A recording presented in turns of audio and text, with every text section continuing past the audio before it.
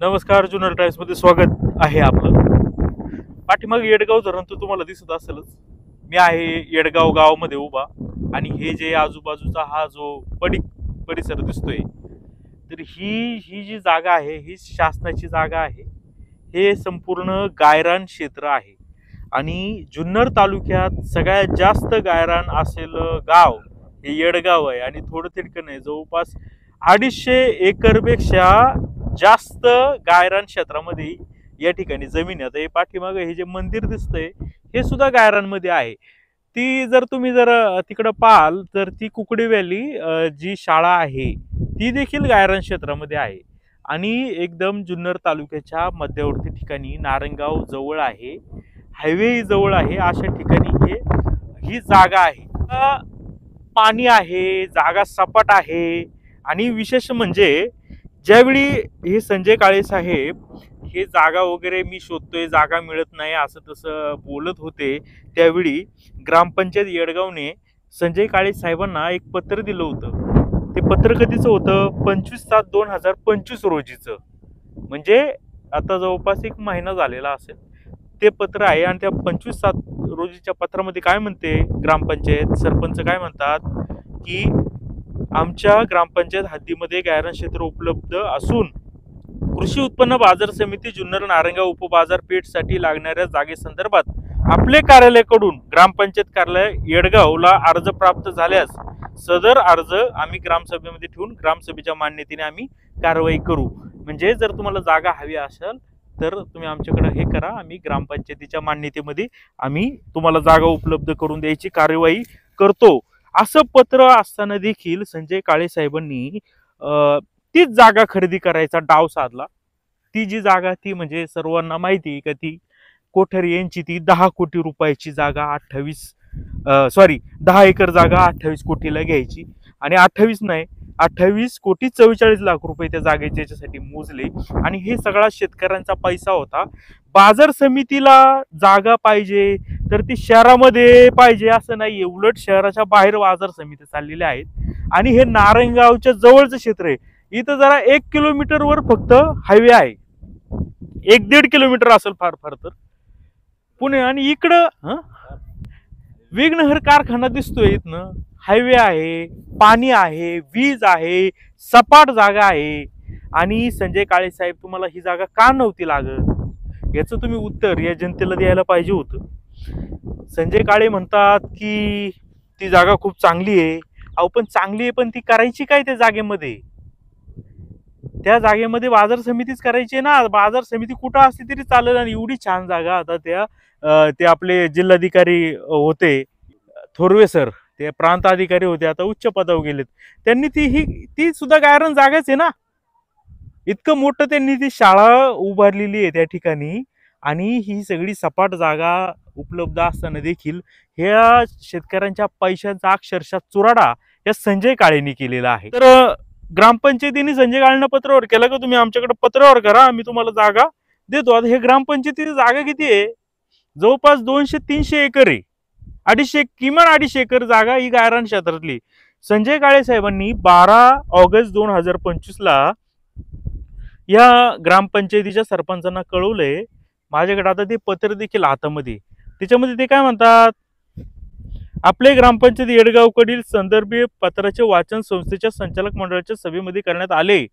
सदर उपबाजार आवार नारंगाव तसेच आळेफाटा जुन्नर तालुक्यातील इतर सोयीच्या ठिकाणी देखील संस्थेच्या विस्तारासाठी विविध विकास कामे करण्यासाठी मोठ्या प्रमाणावर जागेची टंचाई असल्याने आपले ग्रामपंचायत येडगाव हद्दीतील आपण कळवल्यानुसार उपलब्ध असणारे संपूर्ण सर्व, लक्षात घ्या, संपूर्ण सर्व गायरान क्षेत्र घेण्यास सर्व संचालकांनी एकमताने मान्यता दिली असून त्याप्रमाणे ठराव मंजूर केलेला आहे। जागा 250 एकर 300 एकर आहे आणि बाजार समिती काय म्हणते, सर्वच्या सर्व द्या।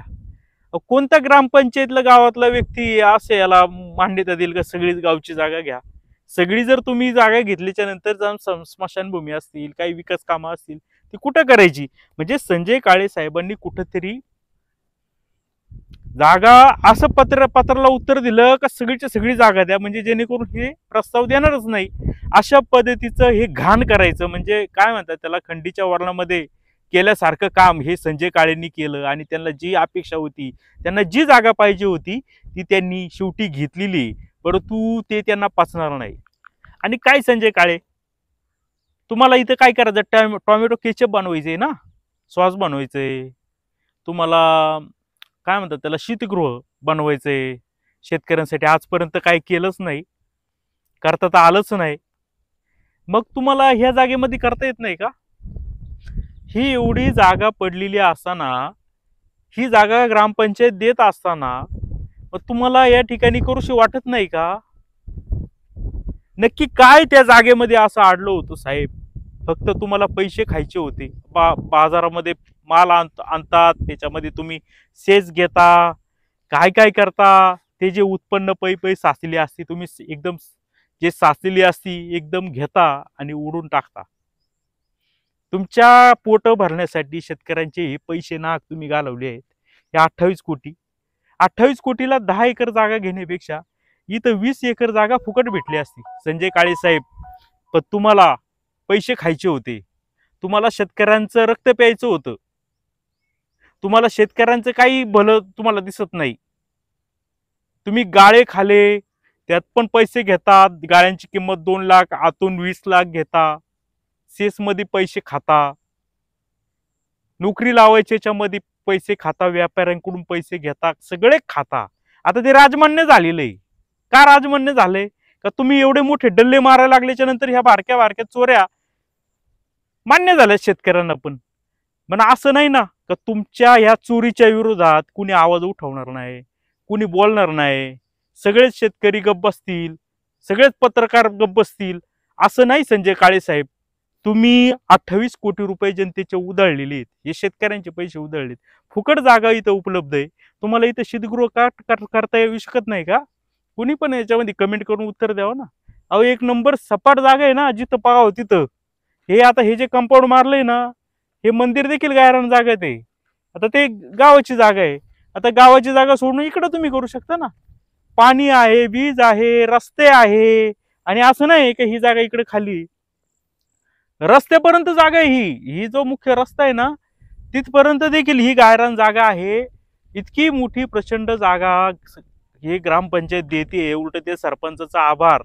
पण तुम्ही काय केलं ना, त्या सरपंचाने प्रस्ताव दिला आणि तुम्ही काय मागणी केली, सगळं गावच मला दे. काय करणार गावामध्ये? आहे त्या जमिनीत काय करता आलं नाही, आहे त्या 13 एकर मध्ये काय करता आलं नाही. ते 13 एकरचा घोटाळा पण आता थोडे दिवस थांबा, तो घोटाळाही लवकर समोर आणणार आहे. त्याच्यामध्ये यांनी काय झोल केली, कशी किती जमीन एक्वायर झाली होती ऑलरेडी आणि कशी कमी केली, त्या बदल्यात काय झालं, कोणी कोणी जमिनी घेतल्या त्या पण येतील. अजून बी बरेच यांचे धंदे येणार आहेत समोर.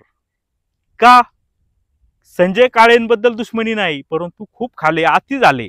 काय म्हणतात ना, 1 2 3 4 पाप, ही 100 पाप संजय काळेंची आता पूर्ण झालेली आहेत. त्यामुळं आता ह्या लोकांना यांचं आतली काळी बाजू हे दाखवण्यासाठी हा प्रयत्न आहे. ही एवढी शेकडो एकर जागा आहे, इथली 20 एकर जागा सहज दिली असती ग्रामपंचायतीने, इथल्या गावचा विकास झाला असता, इथल्या आजूबाजू जमिनीचे बाजार वाढले असते, लोकांना रोजगार भेटला असता. पण संजय काळे साहेब, तुम्हाला फुकट नकोय, तुम्हाला जिथं कमिशन पाहिजे ना तर तुम्ही करणार. शेतकऱ्यांचं वाटोळं का होईना, आणि तेच तुम्ही केलं. आज ती जागा घेऊन तुम्ही परदेशात निघून गेलेले आहेत. परंतु माझं जुन्नरच्या जनतेला, शेतकऱ्यांना विशेषतः आव्हान आहे, यांना माफ करू नका. समजा आज मी बातमी करतोय, अजून 2-3 बातम्या येतील, नंतर बंद होईल, लोक विसरतील. त्यांना माहिती आहे का लोक विसरतात, काय भुकून भुकणारे. 4 दिवस करतील लोक, पारव चर्चा गप बसतील. परंतु हे जे ढेकणं आहेत, ही शेतकऱ्यांचे रक्त पिणारी, यांना कायमचा धडा शिकवला पाहिजे. जुन्नरच्या शेतकऱ्यांना विनंती आहे की ह्या लोकांना वेळीच ओळखा आणि कशा पद्धतीचं यांनी 28 कोटी 44 लाख रुपयाचा चुराडा स्वतःची खिसे भरण्यासाठी केलेला आहे. चांगली जागा सोडली आणि ती जागा घेतलेली आहे. पाहत राहा जुन्नर टाइम्स येडगाव.